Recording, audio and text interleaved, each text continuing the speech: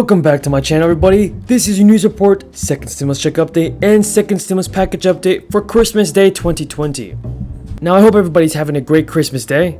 In today's video, we'll be going over all the newest stimulus check information. But before we do that, be sure to subscribe to my channel. It's free. I always provide you with the most up-to-date and reliable stimulus check information. And let's get this video to 1,000 likes if you support the $2,000 direct payments. My message to our politicians in Congress is to put the political games aside. Prioritize helping the American people and pass the stimulus relief. If you agree with me, then leave a comment down below saying I agree. Andrew, for being with us. Let's start with stimulus. We now just learned today that in fact we're not going to get a vote in the House that will put forward the 2,000. The Republicans have stopped that. Where does the stimulus stand at the moment, and how important is it for the economy? Yeah, I think the stimulus is still in the one yard line, and that we're pretty close to still getting a deal. There's certainly going to be a few more back and forth between the different parties, but if you look at where they've come from over the last really 6 months, they're almost there. They haven't been that far apart, really, I think, in the negotiations for a while, and it was all coming close together. Certainly the president now has some concerns about the size of those stimulus checks, and they're going to have to work that out. But I'm still pretty optimistic that a stimulus bill is going to get completed, going to get enacted into law in the near term.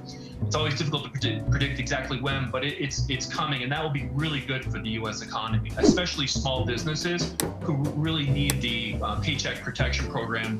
And according to Business Insider, Trump's demolition of the stimulus package could cost the GOP control of the Senate. The Senate runoff race is in Georgia, which will decide which party controls the chamber, having been thrown into disarray by Trump's intervention on the stimulus package. GOP candidates Senator Kelly Loeffler and David Perdue have long played up their pro-Trump affiliations, and they plan to tout the passage of his stimulus bill front and center of their campaigns. Since Trump thrashed the package and called for large stimulus checks on Thursday. But since Trump trashed the package and called for large stimulus checks on Tuesday, the candidates face an awkward choice between supporting the president and maintaining their stance on negotiations. According to Newsweek.com, a day after lawmakers overwhelmingly voted to pass the bipartisan deal, Trump branded it a disgrace on Tuesday and demanded the bill be amended to include $2,000 stimulus checks. His Treasury Secretary Steve Mnuchin, who led negotiations on behalf of the White House, had said $600 stimulus checks from the relief bill will be sent out beginning of next week. But it's almost certain that won't be possible, with House Republicans expected to block a proposal House Speaker Nancy Pelosi will put forward Thursday on raising stimulus payments. Unanimous consent, that didn't work because it was Republicans. Now they're talking about a roll call vote on December 28th. Yeah, that's all being worked out right now. My experience on these big bills, and this is definitely a big one, that you usually run into some unexpected turbulence along the way as you're kind of going in to kind of land the bill, so to speak, and it can take a little bit, but in the grand scheme of things, I still think they're pretty close. Certainly we have the funding deadline on Monday, and right now my expectation is that they're putting in the Senate trying to figure out where they want to go and whether or not they want to cut a deal on the stimulus checks, if they'll stay stay firm on $600 or want to make other changes. But those negotiations are all going on right now. I think the main thing for your viewers to know is that I still think a deal is likely in the near term.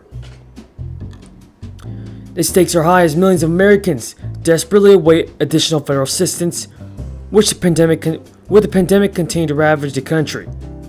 Along with the $600 stimulus checks, the relief deal passed by Congress on Monday was set to deliver a financial lifeline to many by establishing a temporary $300 per week supplemental jobless benefit, as well as additional funding for businesses, schools, and renters facing eviction. In that last-minute negotiations to finalize a really important bill, so that's pretty standard in Washington.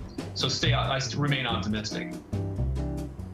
So Andrew, how about keeping funding going for the government? Because we have the NDAA, that National Defense Authorization Act, that the president now has vetoed. And as I understand it, that could well shut down the government because they're going to run out of funding. Yeah, and that will depend on if there's a veto override on Monday. Vetoes are, in the post-war period, a pretty common part of our process, and they just haven't been I think this, we've had so many deals that have been worked out recently, we've kind of forgot the role of veto sometimes.